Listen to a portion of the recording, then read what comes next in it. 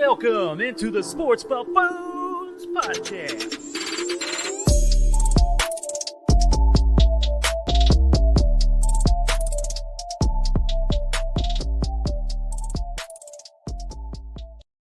Ladies and gentlemen, boys and girls, welcome back in once again to the Sports Buffoon Studios here out of Lenexa, Kansas. Once more, the full Buffoon clan with you. Tanner Dawson here to my right and Jason JG to my left. What's up, fellas? How you doing?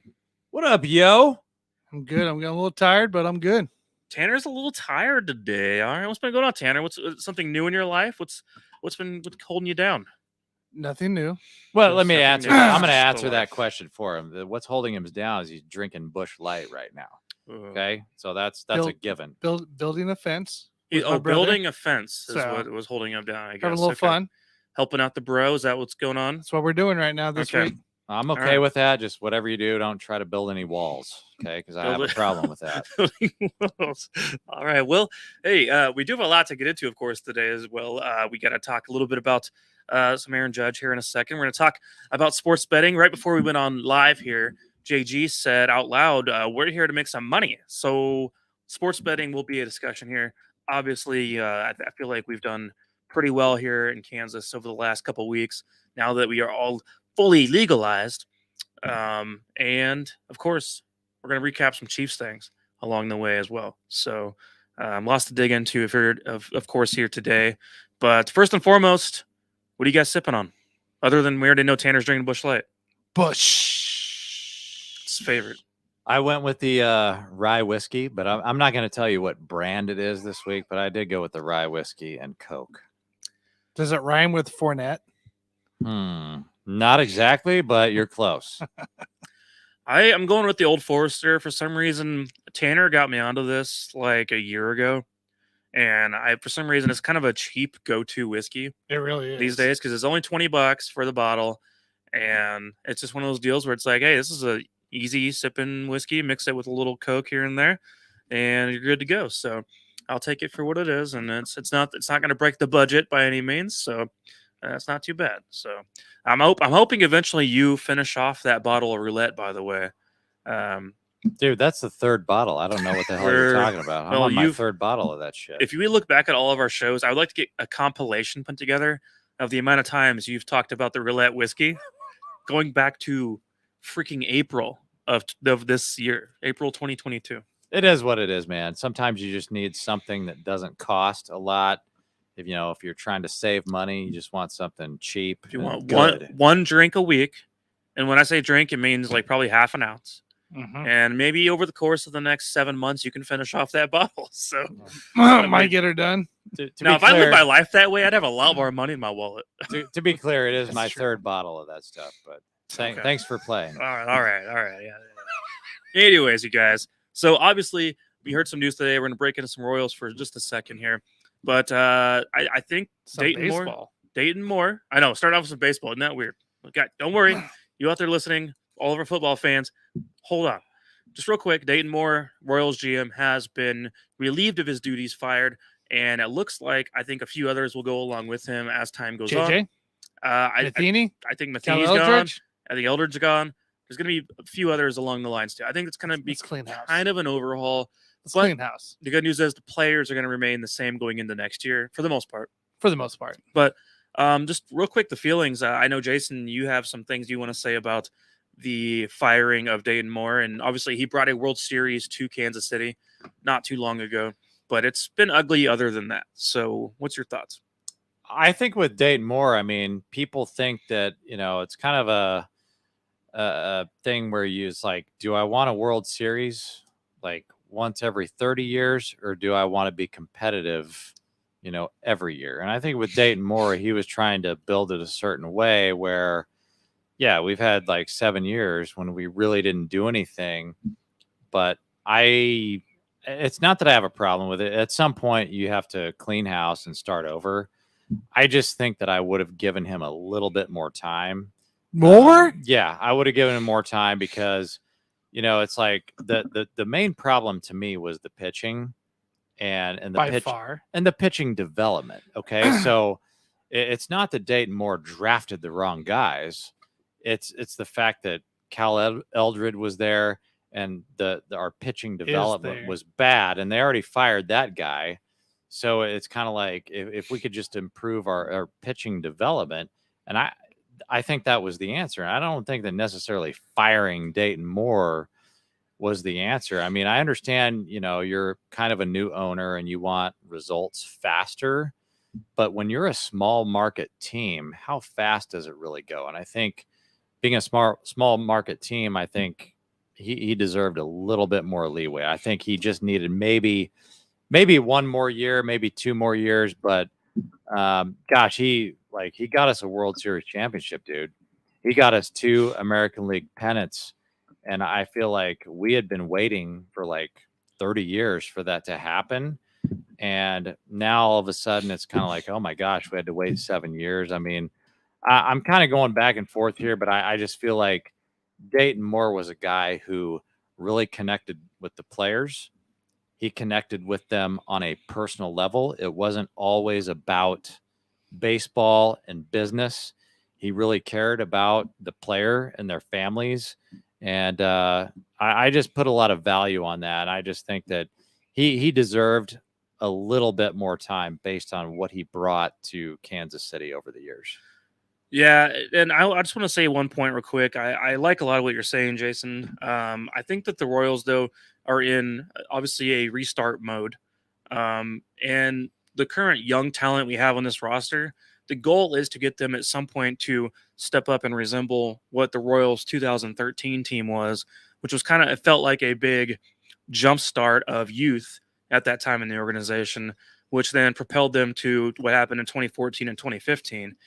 And I think that we're in the right direction as a franchise because we do have all these rookies right now playing for this team.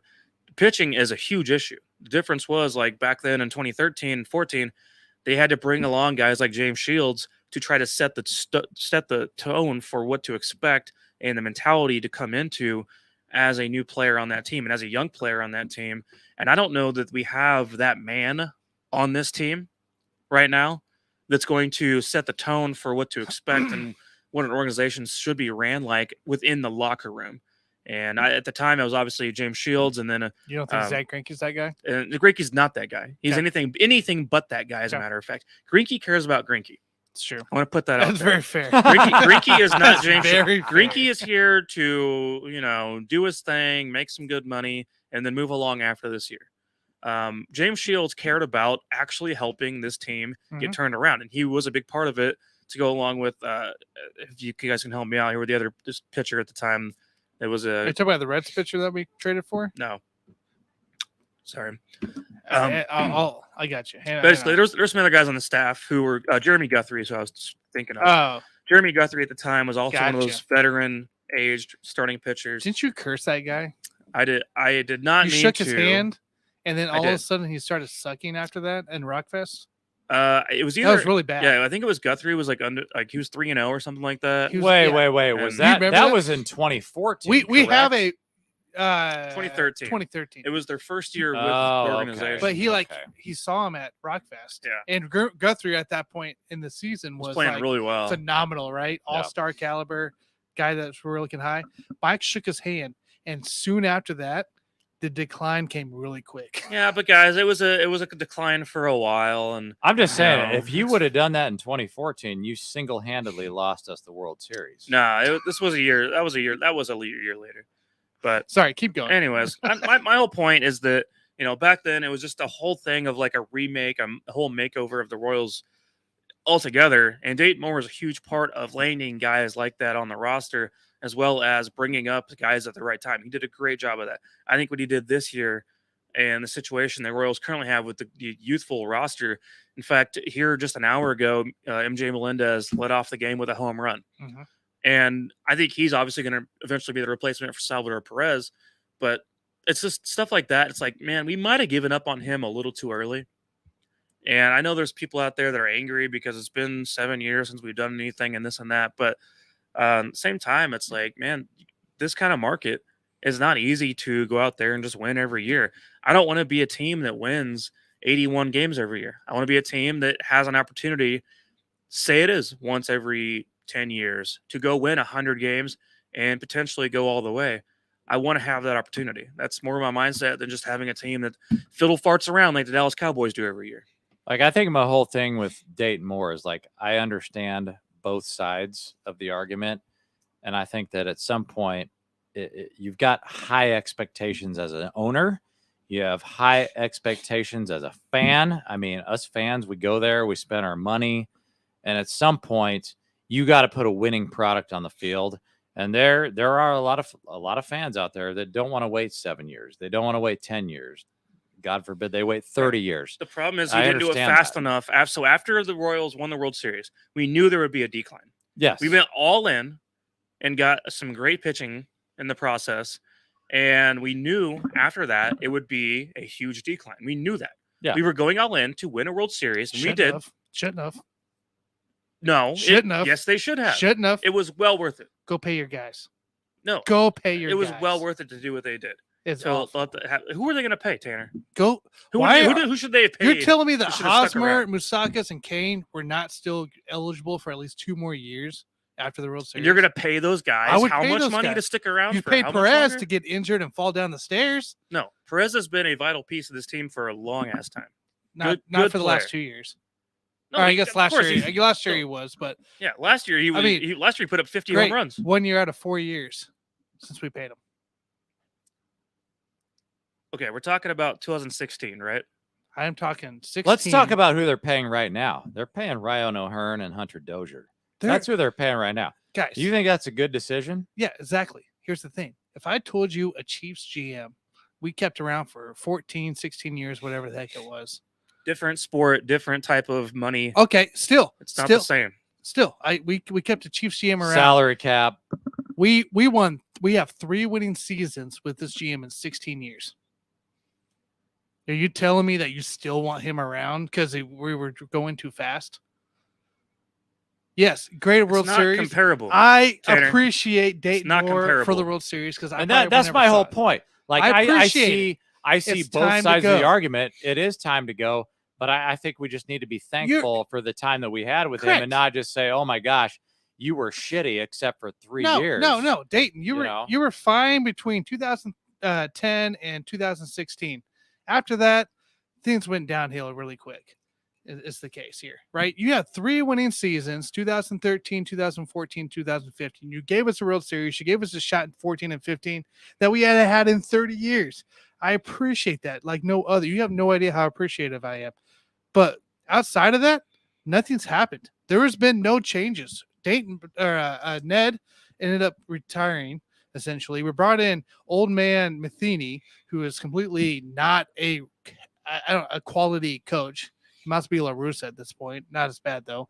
But this is time to move. It's time to move on. Let me ask you this. I'll put you the question this way. Would you rather have a GM that would get you to the playoffs every single year for 16 straight years, go to the playoffs and get your ass kicked? Yeah. Or would you rather have one guy who gets you 2 American League championships and a World Series? That's the $1 million question. 16 years? That's the $1 million question. I would rather have a championship rather than be a team that makes it to the playoffs and loses every single year. So we talked about small markets, right? Small market teams. Connor's on a small market team with the Brewers, right? I go to their stadium this summer. I look up, and there's a 2011 League Championship Series, Divisional Series. There's another 2018, since 2008, 2011, 2018, 2019, 2021. Granted, there's no World Series, which is great, but there's also competitive teams at least every couple of years. So you would trade in our World Series ring? I would trade in our World Series for the Brewers to be competitive right now? Every year. Or at least every couple of years. This show is all about rings. That's what we talk about on the show. Yeah, I know. You're all about the rings. We want Guess what? rings. I want to be competitive. I don't want to be losing 100 games year in, year out. Oh, we had 3 great years, and then year out, year out. But you don't know what they would have been next year, 2 years from now. What are you talking if they about? would have kept Dayton Moore? We would have been awful. Dayton Moore, why is it keeping awful. Dayton Moore with the improvement? Because we would have kept Cal Eldred, who hopefully No, you don't know that. You don't know yes, that. you do. Because Dayton Moore week in, week out, would always support Cal Eldridge in the deal. Okay, in so the press conferences. I understand this because I did hear there were rumors out there that he refused to fire certain people, and that's why he got fired. There's a reason. And if that's the case, then I'm totally on board. There's a reason why Dayton Moore got fired, because he wouldn't step down. When Sherman probably went to him, up front and everything, because this guy, gosh, World Series, been around for so long. Hey, Dayton, we're gonna probably look to move on, but we want to, if you're gonna go on your terms, go on your terms. He said, I'd rather die than step down from the Royals. Sherman's hand was dealt, and now there's more changes to come. That just blows my mind that he wouldn't have the balls to fire Cal Eldred. That blows my. It blows my mind. The pitching sucks. I'm telling you, he does. He's all support. You know why? Unbelievable. Never mind. I'm not gonna say why. But anyways, it's not good stuff. It's not. Dayton Moore's gone. JJ Picola needs to be gone next, because that's as I've heard in the dish here, it's like a same kind of concept as Dayton Moore, because he's came on with Dayton Moore at the same time. So that guy has to go. Cal Eldridge, Matheny, we got to clean house. I do want to make one point to you guys real quick. Obviously, we brought up the small market thing. We brought up Dayton Moore's lack of success, consecutively over the course of time. It was more in a small window. The lack of success.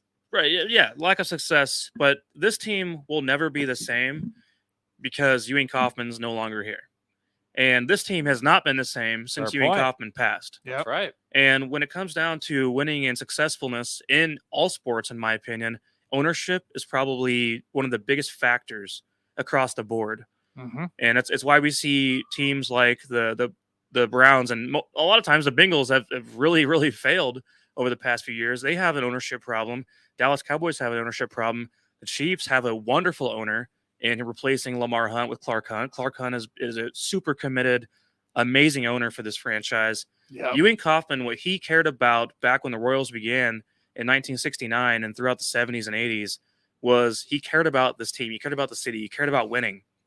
And we have now this different kind of atmosphere within the nature of sports and the nature of, now handing over this team to a local Kansas City man who also is a multimillionaire and all that. So do we have the same care about winning and passion like a guy like a Clark Hunt does? We didn't. Who took over his dad's ownership. We didn't. Now we do. So Tanner thinks we do. I still have a lot I would like to see. Well, this is the first step, right? This is, hey, I gave you 2 years.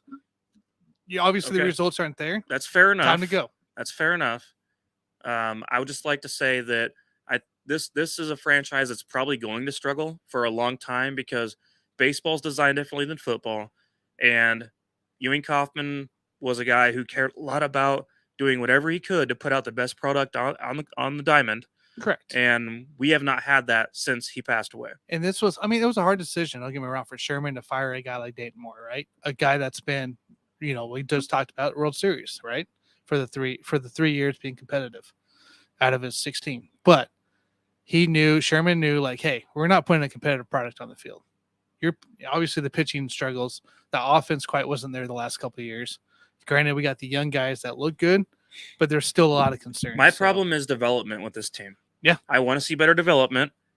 And if we can get that worked up and get the pitching worked up, then we're going to be making huge strides. But until that happens, then it's not going to look pretty no matter what way you want to look at it. I think we got them. So hopefully things go the right way, obviously, here towards the future of the Royals. You guys have any final comments on that?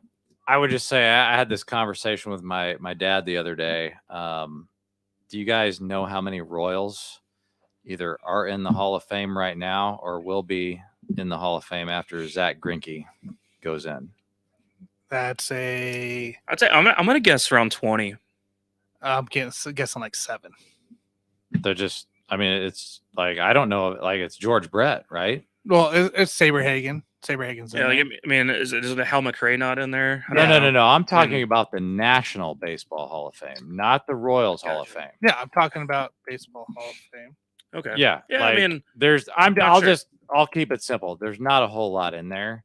And I'm like, if Zach Greinke is the guy that goes into the Hall of Fame next, we need superstars. Okay. And 7. Okay, so who?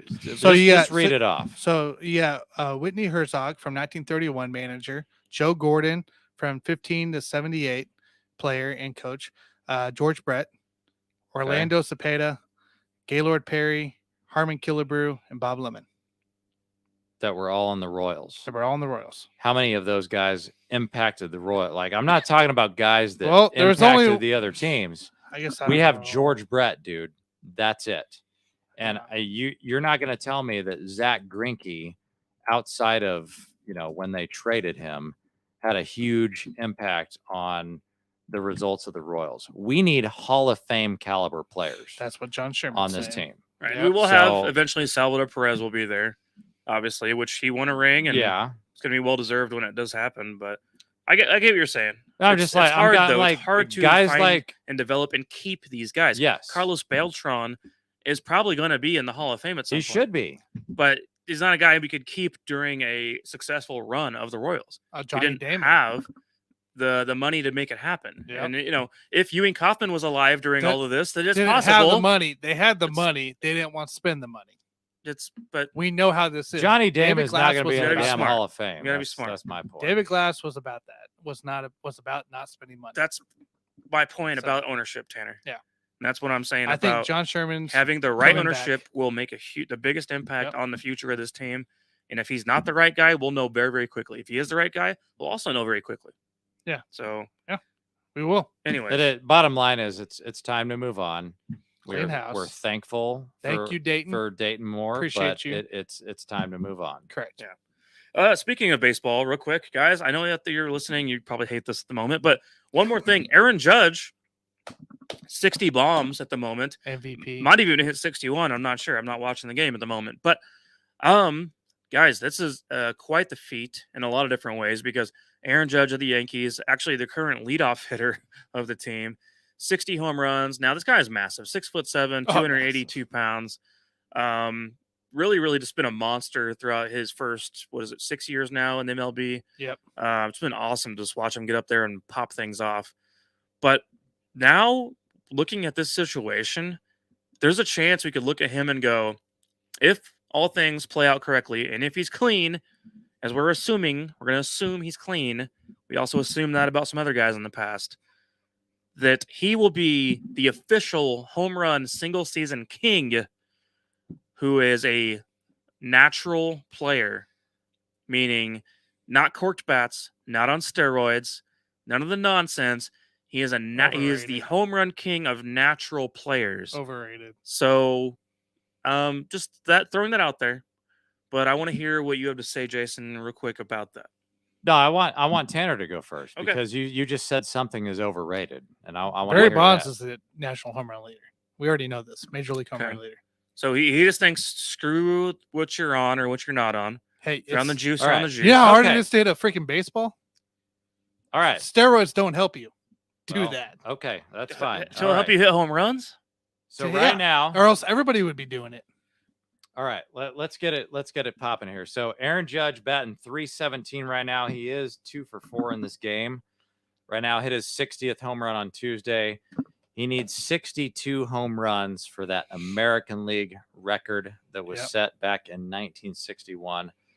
I've got a big problem with this, guys. I've got a big problem with him just being called the American League home run king, because this guy is going to be on what I would like to call the clean list. Do you want to know which 3 players are not going to be on the clean list? Sosa, McGuire, Bonds. Thank you very much, Tanner.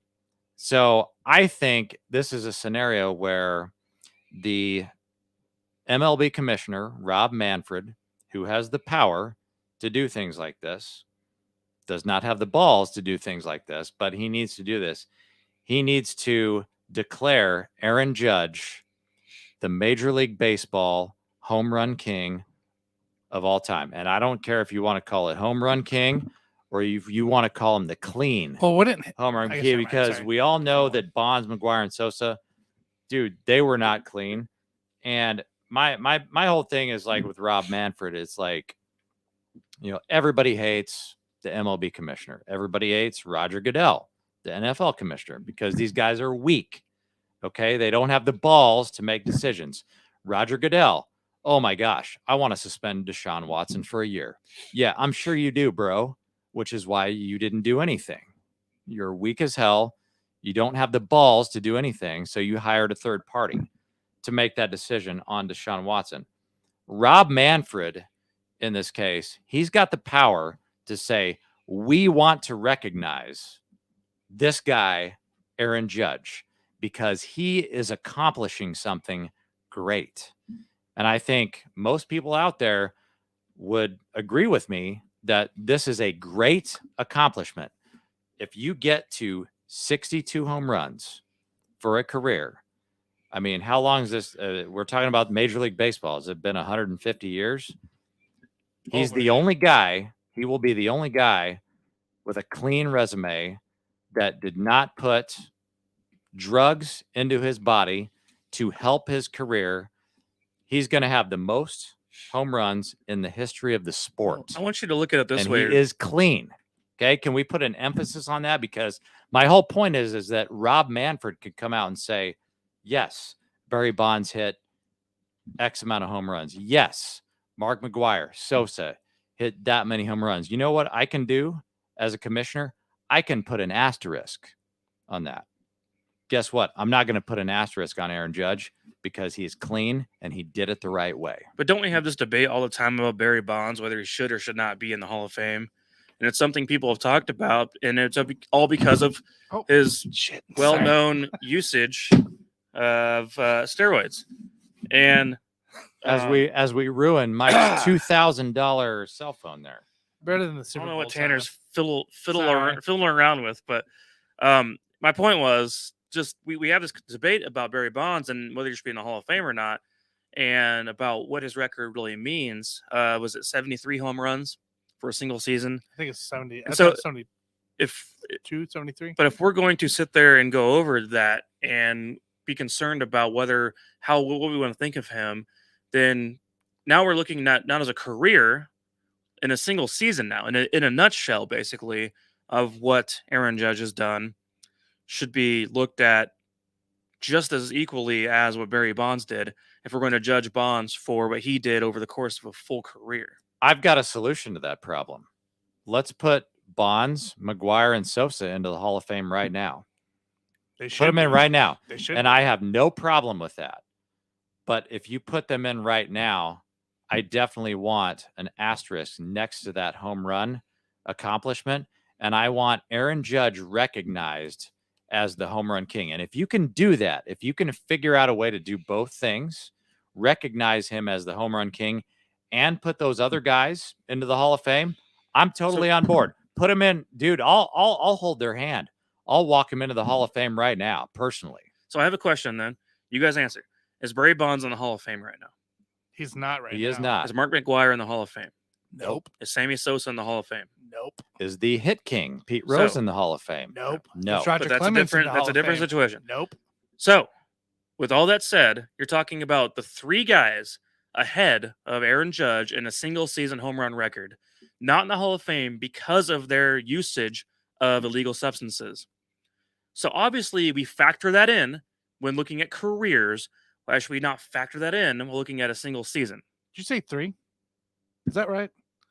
If it was so easy just to take steroids and go hit a baseball, don't you think you'd have more than 3?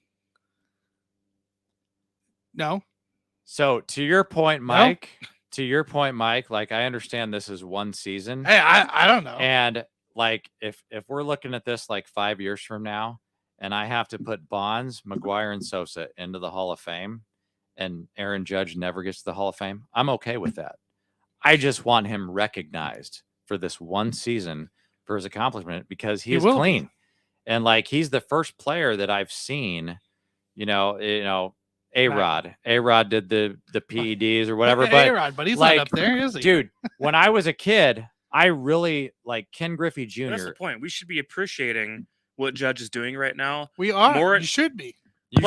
We should be looking at him and going, okay, if he's clean, assuming so, because we don't know anything different right now, then he should be looked at as the single season home run GOAT. Dude, when I was a kid, my favorite player was George Brett.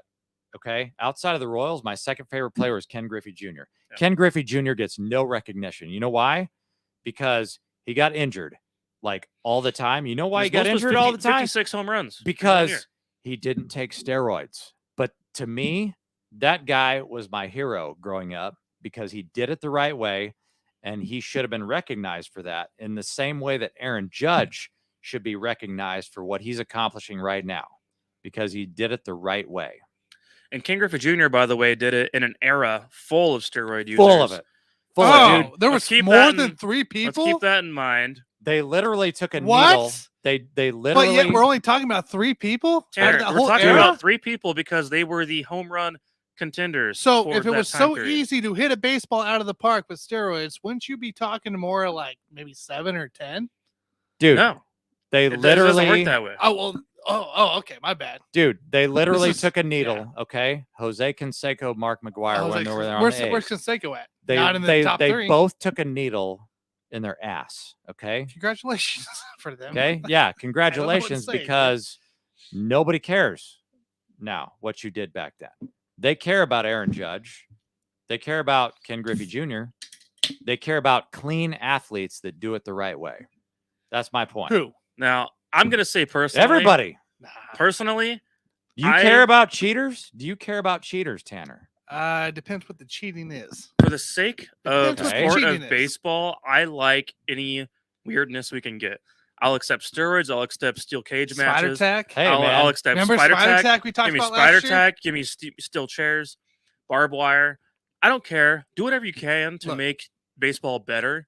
I don't care. Use your drugs. I don't give a damn. By the way, but Judge, because he's been clean, should be looked at differently and awarded properly. Do you know what I value? I value Jose Canseco on the fact that he was a great author.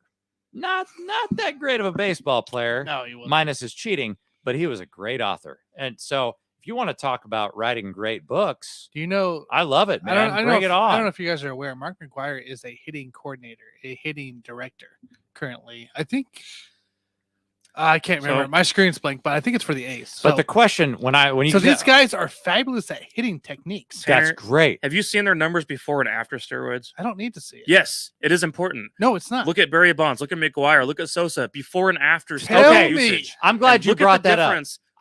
What their careers did. Those single season records do not happen without steroids. Those other guys that were taking steroids become the one of the 3 we're talking about? Not everyone's going to get up there and just blast off 100 home runs. I don't know what. So steroids doesn't do that. Absolutely, it helps. Absolutely, it makes a huge impact on the game. So I'm glad you brought that up because Barry Bonds was instant Hall of Famer before he started juicing. No, Mark McGuire, didn't he set the rookie record?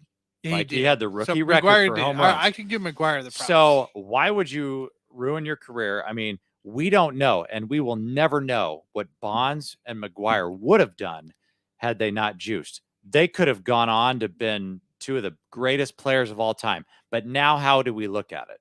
We look at them as cheaters and bums because that's basically what they when the juice came along is when you started seeing the numbers pop off. They popped. Going from 40 to 60 or 70. They did. They popped, but McGuire setting that rookie record and Bonds being like a 40-40 guy every single year, why would you juice after that? You're on an amazing path. We're never going to know what you would have been. Those guys were amazing players before they juiced. So now that you juiced, you ruined your whole freaking career. I don't think Bonds ever admitted to being juiced, by the way. I don't think him and Clemens ever admitted. No, they never did. Accused of they never did, except Barry Bonds' head grew like 3 sizes. I mean, we saw couldn't even wear. We also helmet. think Brock Lesnar maybe never juiced, but I mean, we know different. Hey, that's a farm boy right there. We don't even know. But so the whole thing, the part like you said right now of why would you do that to ruin your image, your career? You know this too. Like when players cheat and stuff like that, if we cheat a system or whatever it is, we don't expect to get caught.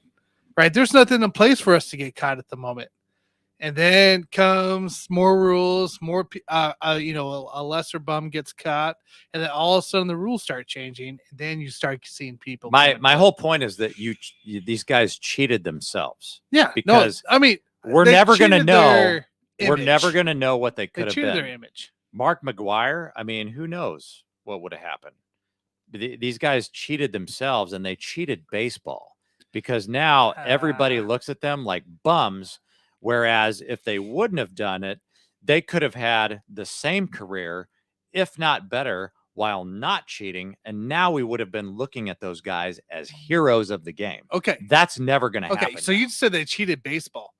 Sure. Some could argue they saved baseball. They cheated 90s. guys like Yes. Ken. The They 90s saved baseball baseball. era was better than anything They we see today. saved baseball. I do agree with that. Like I said, I'm all for the fun and games Yeah. when it comes to baseball, because I mean, I'm you sorry, want to fight at home plate. half the time. comparatively, sports wise, it's trash compared to what we have going on in the NFL. Yeah, they saved And baseball. even NBA in the 90s was amazing as well. So Yeah. but MLB in the 90s, that was the golden era of baseball, in my opinion. Yeah. Maybe it's because I was a 90s kid, but I feel that way. I mean, I feel that way too. Still, We had Randy Johnson and Roger Clemens still, and then gosh, Mariano Rivera was out Bombs, there. the The Bombs. Yankees that were. I feel like Rivera played for like 20 years. He But did. He played a long time. anyways, there was It was some fun to awesome watch. players. I will Well, give you that. It was fun to so- watch, but a lot of these guys are just not going to get credit where credit is due, because it was a steroid Because era. of cheaters, right? Yeah, that's fine. But Aaron Judge, guys, we're looking at MVP talent coming into play. Super excited for him going into as well as the playoffs. But I mean, this is a guy that's top 3 in hits, run leader. He just got surpassed on the ERA. Wow, the average today, but he'll surpass that back up. So he's top 3 in like majority of the stats for the offensive for AL. And this is a guy that's probably going to be MVP by the end of the season, and also on a contract year. Keep an eye out on that. This is a guy that may not stick with the Yankees after all. Somehow we spent over 30 minutes on baseball, guys. And so it's football I'm happy season. with it. This is I'm awesome. glad we got to chat baseball. We haven't done that in for a long while, time. So, but I do feel a need that we need to cut that off right I'm here, happy right with now. I'm sure there's some listeners out there that are sick of this shit. So, with all that said, I'm glad we got this off our chest, and I'm glad we're talking about the Royals, talking about Aaron Judge. This was actually a great topic. It's So been a while. I do want to It's been say a while. that, but we have some more things that are probably more important, and some things that just needed to be said. And so, with some things that just needed to be said, obviously, I'm going to steal this here for just a moment from Tyreek Hill's podcast, where he runs around. It just needed to be said. It just needed to be said. When you go out there and say some stupid shit, is what he does every damn time. And he's put that podcast on pause. Where what we're going to do here, give you guys a little glimpse of something that's come up here recently in the NFL world, where we finally need to let it out. We finally need to let it off our chest that I'm sick of all you haters and non-believers out there. Time to tell you how it really is. So, Jason, would you like to lead it off with that? I'm going to lead it off. Okay. So it needed to be said. So I'm going to say it right now. You guys, Josh Allen is not the best quarterback in the NFL. And I know you all want to just gush all over it, every single day. My gosh, why not? Like he's a great American quarterback, greatest of all time. Like, just crown his ass, right? Crown his ass. Crown him. Just give it to him right now. He had a good year last year. I mean, 92 passer rating, 63% completion percentage, threw for 4,400 yards, 36 touchdowns, 15 INTs. We know about Josh Allen's talent, okay? But there's a difference between talent and what you actually do on the field. So the goal of any sport is winning, okay? I don't care about your talent. And if I just want to compare him to one guy, who would I compare it? Who would I compare him to? I mean, it's going to be a guy that had a 98.5% or 98.5 passer rating last year, a higher completion percentage, 4,800 yards. Everything was better last year. You guys know who I'm talking about? Aaron Rodgers. Guy by the name of Patrick Mahomes. Okay. Now, I just want to point out Patrick Mahomes had a quote unquote down year last year, right? So he played bad by Patrick Mahomes standards, still had better numbers than Josh Allen.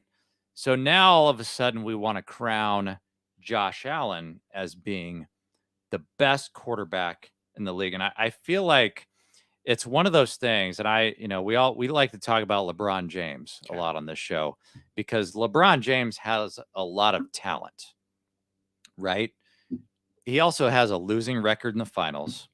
He's not as good as Stephen Curry because Stephen Curry has beaten him in the finals. He's not as good as Stephen Curry. No, Stephen Curry. I'm not getting into this today. It's not NBA season. No, hear me out. Just hear me out, dude. Hear me out, dude. Talent. My whole argument here is talent is better, or talent is not the same thing as how good of a player you are. So, LeBron James, yeah, he's a better talent than Steph Curry, but Steph Curry has a better record in the NBA Finals. He's also beaten LeBron James in the NBA Finals like it's nothing. So, why don't you tell me, Tanner? How many times has Josh Allen beaten Patrick Mahomes? Once. Okay, in a playoff game. 0. How many AFC championship games has Josh Allen been in? 0. How many Super Bowl games has Josh Allen been in? 0. So if you want to crown him right now, Josh Allen, then crown his ass, right? Is he the best quarterback in the league? Because it's my understanding that the object, like the great Herm Edwards once said, you play to win the game. You don't play for stats. You don't play for talent, dude. Oh my gosh, Josh Allen. Oh my gosh. You play to win. He just runs all over the place. Oh my gosh, his arm is so strong. He can throw it so far. Do we play for stats like Russell Westbrook? Do we play for, talent, or do we play to win the game? Because that's what I'm trying to understand here, because it's my understanding that if you're playing to win the game, then Josh Allen is probably not the best quarterback in the league until he actually proves something, because he's got a great roster. What are you talking about? I'm talking about. What are you talking about, Jesus? Do the Bills not have the best roster in the NFL right now? Does he not have an amazing roster to work with? So did Patrick last year. So if you've got the best roster in the league, then you must be the best quarterback in the league, right? Am I missing something You're telling here? me through 2 weeks you're going to downgrade Josh Allen, and you're going to quote a guy that just got fired in the end zone after. I'm not downgrading anybody. Are you kidding me right now? I'm saying he is the greatest talent. I am comparing Josh Allen right now to LeBron James because he is the greatest talent. The greatest talent. Oh, he has so much talent. Why is he not the best quarterback in the league? He is the best quarterback in the league right now. Does winning not count for something? Does Patrick Mahomes? What do you mean winning? Does Patrick Are you Mahomes, telling me? Are we talking this year or like the last 5 years? Does Patrick Mahomes? I'm so confused right now. Does Patrick Mahomes kicking his ass in the playoffs not count for something, or do we just want to go off of talent? That's fine. Talent. Mahomes. Just tell me right now: is talent more important to you, or do we count winning games? Are we talking 2 games this season? Or are we talking 5 years? I'm talking about winning in the playoffs, making it to the Super Bowl, winning the Super Bowl. The whole versus thing, a guy Tanner. that, oh my God, the whole thing for the last 3 years, the whole body of work. And I'm not even saying that Josh Allen can't. Weeks. Here's the thing: I'm not saying that he can't be the best quarterback in the league, because that is certainly on the table for him. But are we not going to make him prove it, or are we just going to crown his ass right now? He's proven it right through 2 weeks, but.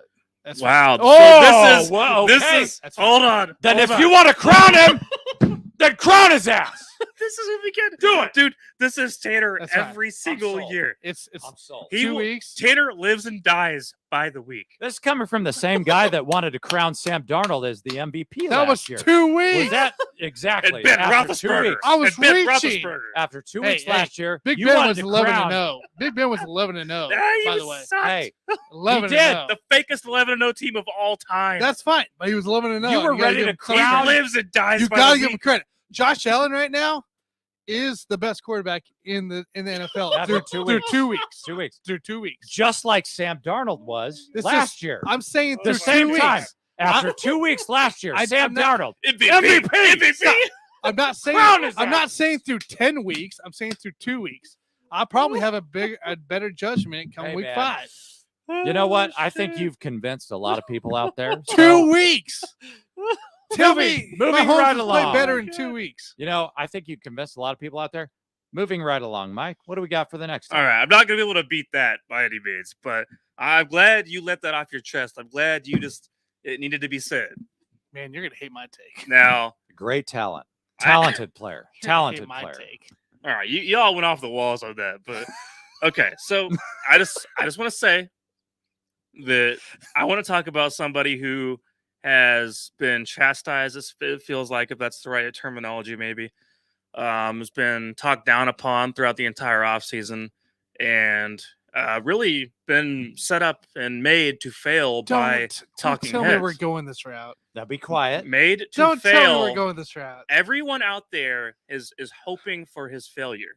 I've not heard one positive, other than fans of this team, come out here and want to be excited about this guy. Please I'm say sick of it. somebody else. Please say I'm somebody sick of it. else. I bet you heard it from me before the season started when just I say named their somebody record. else. I'm sick of it. And the fact is, I've been a believer in this guy all along. Tua Tagovailoa is a legitimate, good starting quarterback in the NFL. Well, that's easy to say. You didn't say great. You said And good. I said good. That's easy. I can get on board. And he has a lot of talent around him, as we all knew walking into this situation. But I want to make this clear, is that I'm sick and tired Thank God. of all the haters out there talking crap about Tua every week. And even before, talking about him underthrowing passes, a weak arm, this and that. The guy's career percentage passing right now is 67%. Could have been 69. He is 67% completion percentage right now for his career. And that's through, basically 2.5 years of work. If we want to subtract some games he missed through his rookie season and so on. Also, interception to touchdown ratio, 34 touchdowns, 17 picks. He's a guy who, also keep in mind, won a championship at Alabama. He's a guy who has a lot to work with. He's a guy it's not some idiot out there. He's not some Russell Wilson wannabe, like some people go out there and try to accuse him of being. Tua Tagovailoa is absolutely talented. And yes, there is Jalen Waddle and Tyreek Hill now, and there's a lot of guys to work with. Cedric Wilson's on the team. There's a lot of guys to work with on that team, of course. Defense. Really good defense, yeah. of course. And that's awesome. That's awesome. I just want to say, this guy does not suck. He's not a guy that's going to go out there and try to lose you games. But we saw something here in week 2 against the Baltimore Ravens. He was down by, it was double digits. It was 24 points in the fourth quarter. 24 points. I want to say it is. Down big to the Baltimore Ravens here in week 2. And next thing you know, you click off the channel, go back on. Next thing you know, it's like, what happened? All of a sudden, they're back in the game. All of a sudden, they're driving down the field to win this game here at the end of regulation, and ends up throwing another touchdown pass to Jalen Waddle to end up winning the game. Ends up throwing 6 touchdowns in week 2, and originally had 2 picks in the beginning of the game. That, to me, tells me you're not working with a game manager. You're not working with a guy who's scared. You're working with a guy who says, okay, I made a couple mistakes here, threw a couple picks, but I'm going to keep going out there and fighting and battling, and I'm not going to go play conservative or go to dink and dunk and do all this other bullshit that some of these other quarterbacks do who are too scared to win the game. He was saying to himself, no, I'm going to either win this game or go down fighting and dying as it is. And so I think that's one of the best traits you can have as a quarterback in this NFL, is that you need to have guys that have that will to forget some of their mistakes for a moment and say, screw it, go back out there, go for the dagger once more. We see this in Patrick Mahomes all the time. Patrick Mahomes will make a mistake, come right back and battle back, and doesn't give a damn. We saw it in Brett Favre throughout most of his career too. Guy that would throw a pick here or there, maybe throw 2 picks, obviously the career pick leader of all time. Didn't give a damn. Went out there and won 3 MVPs, guys. Yep. This is the kind of mentality you need to have. And Tua, if you want to talk about his limited abilities, go for it. Waste your breath. Waste your breath on it. Tua Tagovailoa is meant for this league, and he's going to be very successful. He's going to have a great season, especially with the amount of talent they have on the field. But he has the right mindset for what it takes to win in this league. And we saw it here in week 2, and I'm sick and tired of idiots going out there throughout this whole offseason and trying to bash him. And I know you were a non-believer at one point, Tanner. Last year. That was last year. I know, but you were a non-believer at one Last point. year. Yes. I told your asses the last 2 years, he's going to be good. We saw it just now. 6 touchdowns. Let me just tell you how I just want to touch on this. Let me tell you how bad the disrespect for Tua is. It's like the day after that happened and they won the game, that I'm not going to tell you which network it is, but there were networks out there that Shout 'em all they were trying to do is try to come up with a list of quarterbacks that had Yankee thrown Finn. Facts. 6 touchdowns in one game. And it started off with Matty Flynn. And then I'm not even going to start with the Matt names Flynn is after not that. Tua Tagovailoa, though. I don't even want to give you the list, but like, why would you talk about that? Why would you not try to encourage this guy and say, wow, what a great game he had? Instead, what they were doing was list off all of the bum quarterbacks in the history of the game that threw 6 touchdowns in one game. Guess what, dude? Nobody cares. We don't care. We care about how well Tua Tagovailoa, and yes, you need to learn how to pronounce his name right first and foremost. We care about how well he is doing. We're not trying to break this guy down, and that's all they could do on all the major networks, and that's what makes me sick. Why would you try to? This whole offseason got me pissed off at some of the shit that they were completely writing him off as just this some kind of like, oh, he's gonna find a way to fail with all these other weapons he has on the team now and this and that. He wasn't bad before this. He wasn't bad before Tyreek. He wasn't bad even before the emergence of Jalen Waddle. I don't know if you guys remember last year it was about midway through the season.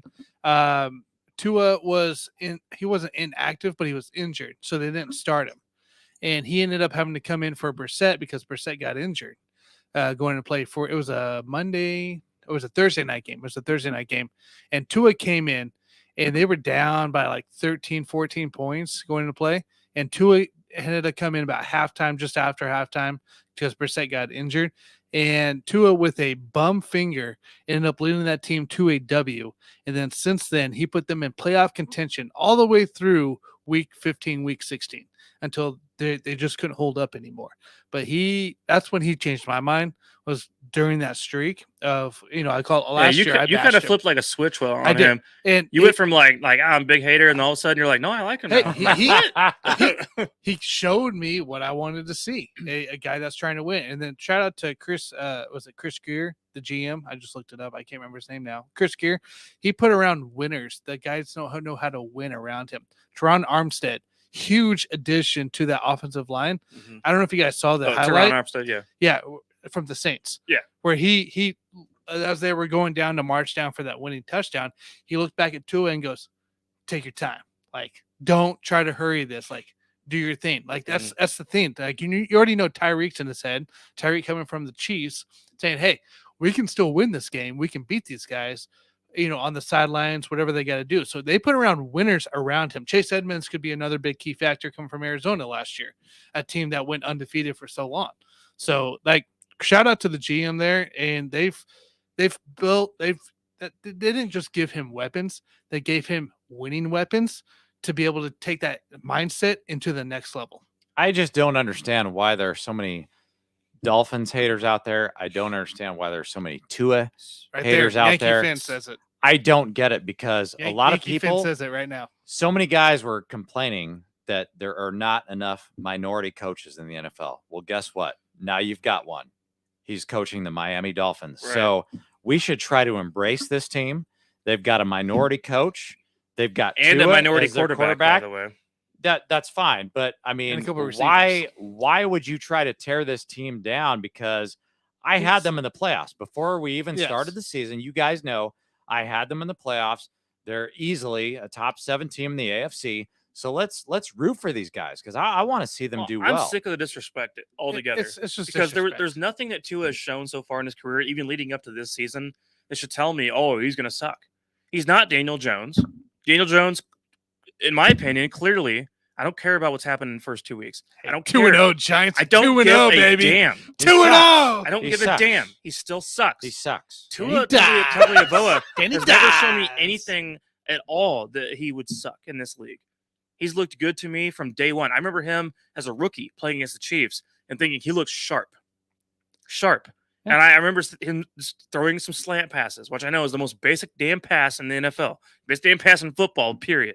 But he looked sharp. He looked like he knew what he was doing. I mean, in general, some guys have a natural ability, and I think Tua has some of that. I think there's some refinement that can happen, get him a little better, of course, and as can every quarterback as they're maturing. But I just think why are so many people trying to hold him down and trying to just tear him apart.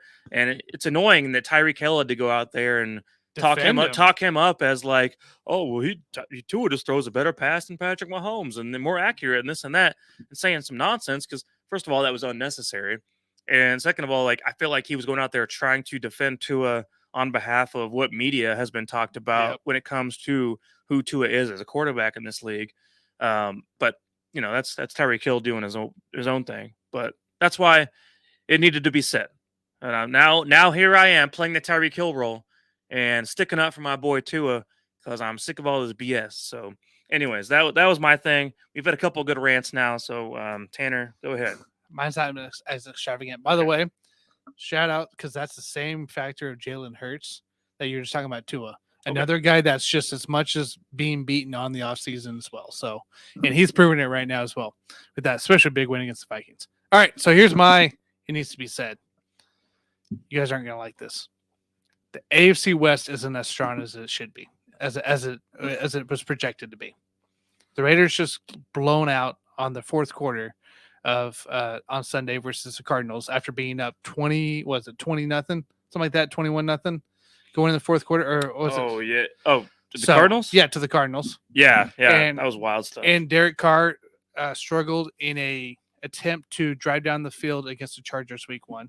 And because he got pressured. If he gets pressured, we all know what Derek Carr does. Yeah, he folds. Russell Wilson and the Broncos are not as great as they should be. This is 2 weeks in a row. Teams they should have completely decimated. Houston and Seattle. And they struggled to get out the bat, even to barely win in the end. The AFC West isn't as strong as it should be. That's my take. Yeah, I could see that. I mean, first of all, Denver is not a team I ever thought was going to come out strong anyway. I thought the Russell Wilson edition was overrated from the get-go. Obviously, I like some of the talent they have on the offensive side. I think their defense still is not great, and we'll see that come more to fruition as time goes on when they play against legitimate teams. Because these first 2 weeks have not necessarily been against legitimate teams. But yeah, I get where you're coming from. But here's the thing with the Raiders, I feel like what we're witnessing right now at the moment is just this. The AFC West is still the AFC West. So we all walked into this going, "Oh, it's just going to be a powerhouse," and a really good that was the expectation, right? Like the Broncos might finish under 500 now. They might. The Raiders are going to do Raiders things. The Raiders are still the Raiders. So at the end of the day, it's like we're going to look at this whole thing at the end and go, wow, it's still the same division it's been for the last 5 years. Like I'm going to take my projection I had in the with our last projection or the division of the season video where I had them on to winning 10 games. And down through 2 weeks, like Denver may not even make it to 6 at this point. I just had a pipe dream before the season started. I was like, man, oh man, how cool would it be if you get all 4 teams from the AFC West in the playoffs? Carlos. And that's exactly what it was. It was nothing more than a pipe dream. Now that we can clearly see, there's no way in hell that that's going to happen. I had the Broncos as having the worst record in the division. They're not going to make the playoffs at this point. So that pipe dream is over. I still believe in the Raiders. I think they have a chance. I think Josh McDaniels has a chance to turn this thing around. It's only 2 games in, especially now that they've got Devontae Adams there. So I still think that I'm holding out hope. Let's put it that way, that we can still get 3 teams into the playoffs from our division. But yeah, the Broncos they're as bad as we thought they were. Yeah, I give the Raiders a shot at least. I think the Raiders could, finish up 9-8, and that might get them in for that 7 seed, obviously, that we've put in now in the last couple of years for the NFL playoffs.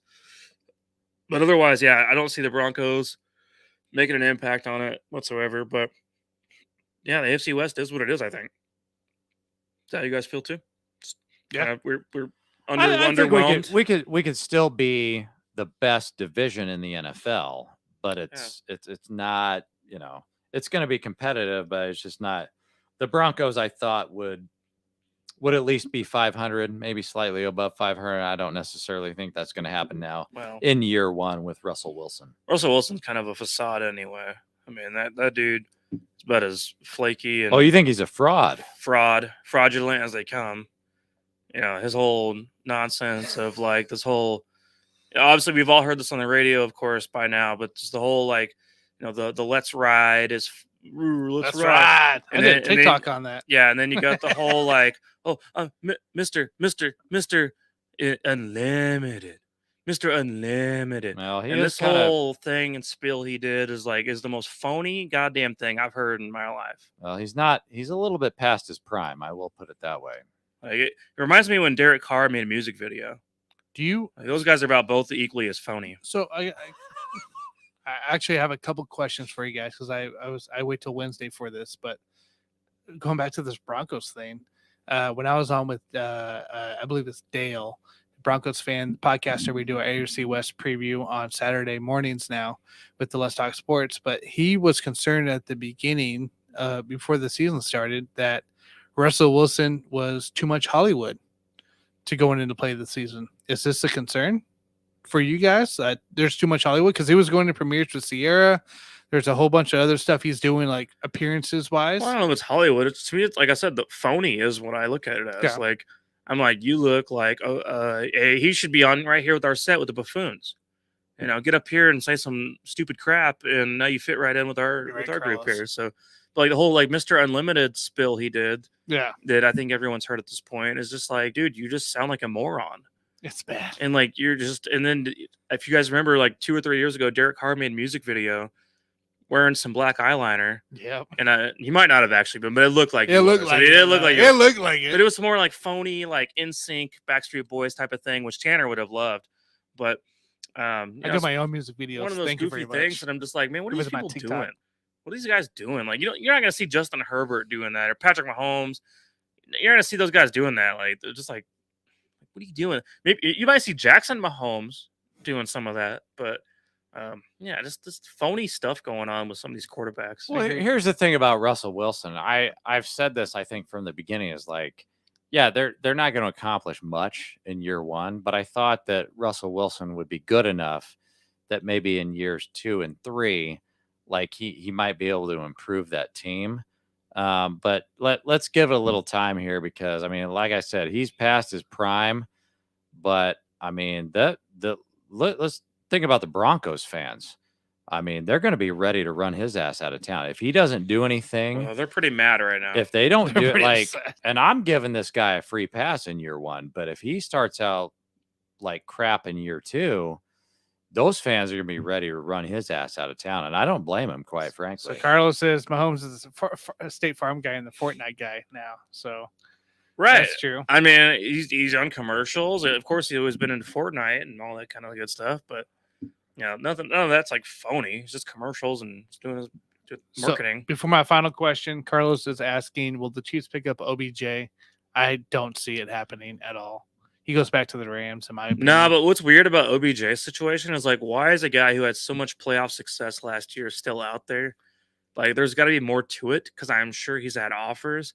And also, if you're a team, let's say he waits till the last 8 weeks of the season to sign with someone, I wouldn't want to take that on. There's something wrong with it. I wouldn't want to take that on. I would not want to deal with that.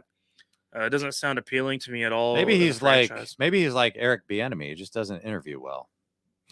I think he goes back to the Rams, back home. I don't. Yeah, that would make the most sense to go back to the Rams, of course. He's washed, dude. That guy's freaking washed. OBJ is an amazing talent. Yeah. I think I pounded talent down you guys' throats I think earlier you did in today. this show, but yeah, amazing talent. But what? Seriously, what does he have left in the tank? Right? He's probably washed. He might be. So Yankee Finn says Russ is getting paid too much money to get a pass, in his opinion, which is fair.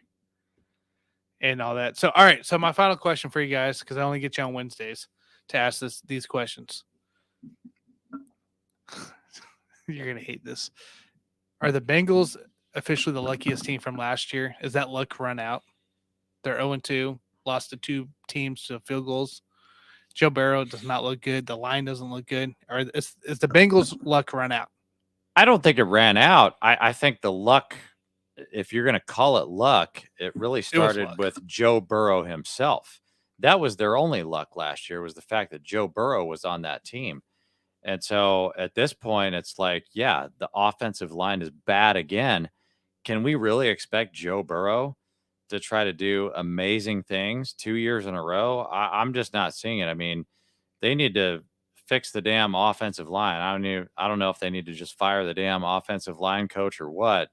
But I personally, and this, if you just want a hot take, I'm sure I've already thrown this out there. I don't think the Bengals are going to even make the playoffs this year because the AFC is so strong. When have you known to have Mike Tomlin to have a losing season? It just doesn't happen. So I'm not going to be shocked if the Bengals don't even make the playoffs this year because they were kind of an anomaly last year. And again, I've said this before, it kind of reminds me of the Cam Newton MVP year when the Panthers went to the Super Bowl. And then after that, they were just kind of wiped off the map. I think that could be the Bengals this year. Yeah, it's a fair question, honestly. Just looking at that team and the way things unfolded last year, and they got hot at the right time, which is something we talk about quite often there towards the back end of the season. And yeah, I mean, it's definitely up for debate on that. I don't know that they're necessarily like the luckiest team ever, but they did not deserve to be there against the Rams last year in the Super Bowl. Correct.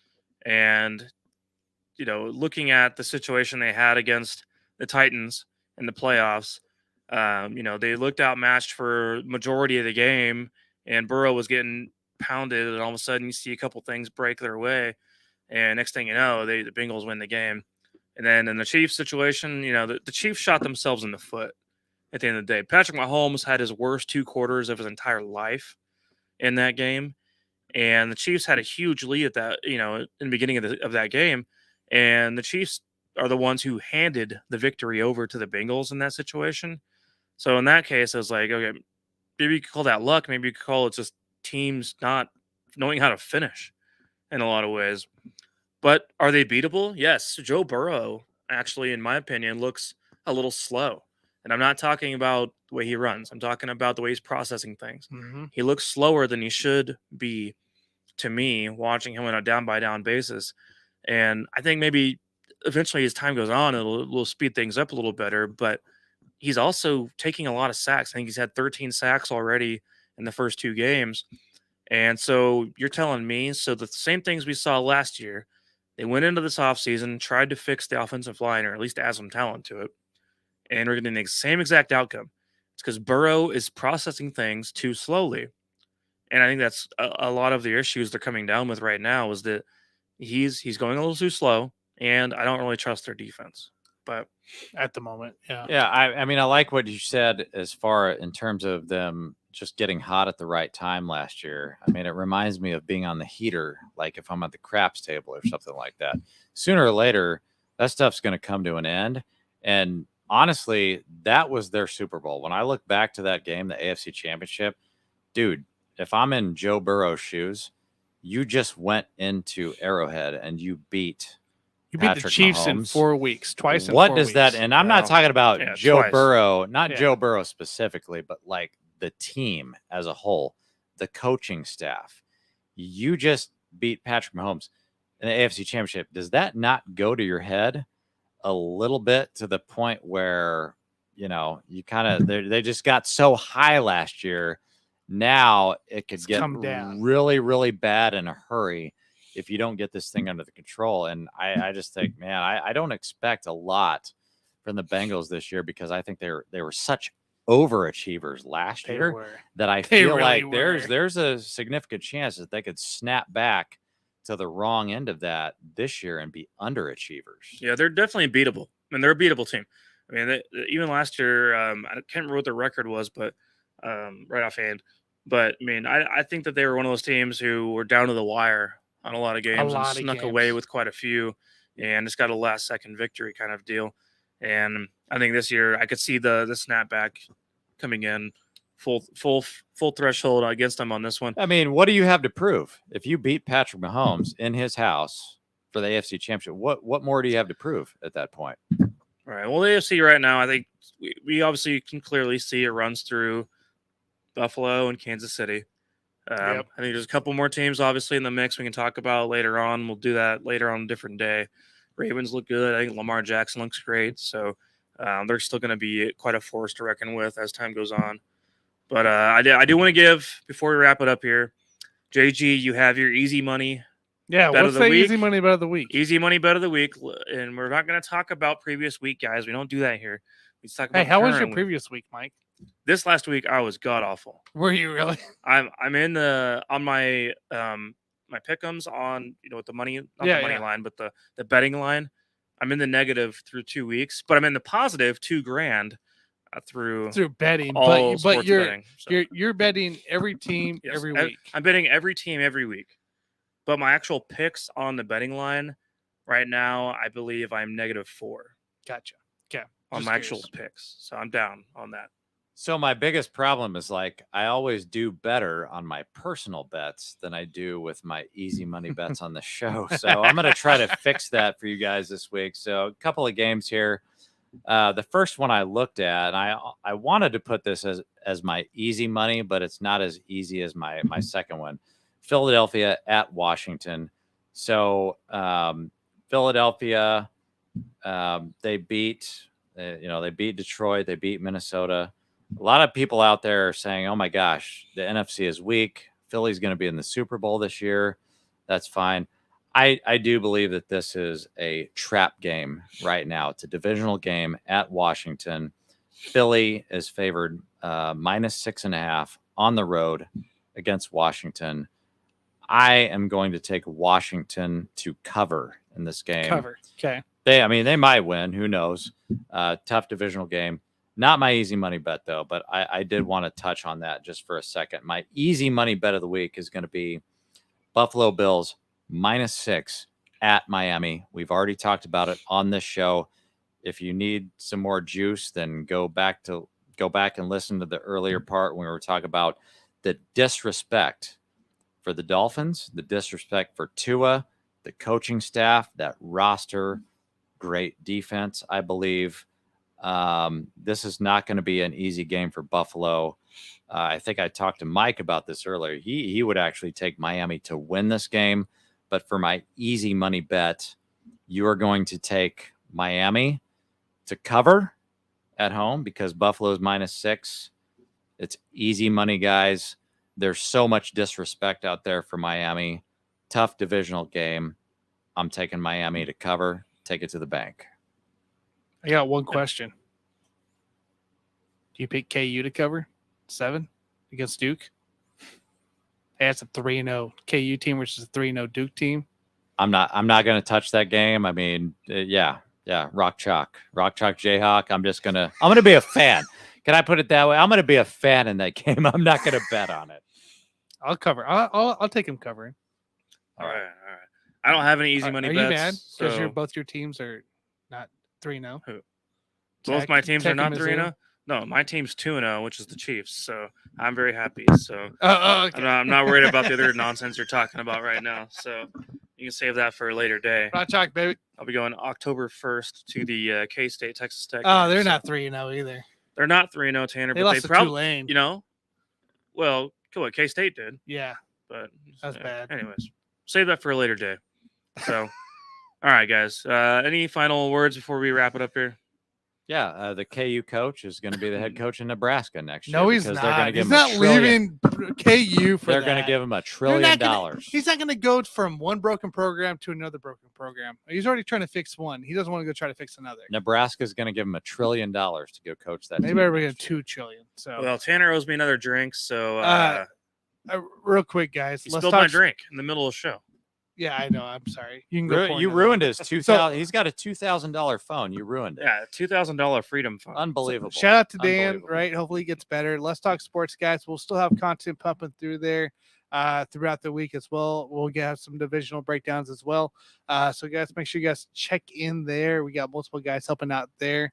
Outside of that, guys, everybody have a fabulous weekend. Go check out our we'll go Friday. Check out Friday. We'll have our Chiefs show, our preview for week 3 on Friday debut.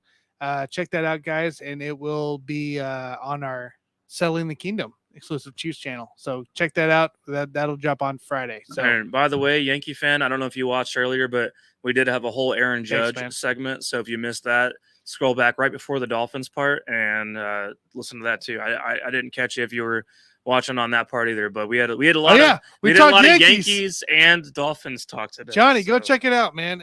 We actually had a great discussion. a great discussion about all things. So Little yellow. anyways, guys, with all that said, this was a great show. Thank you all so much for hanging out, and I'll see y'all on the next one. Outro. See you guys.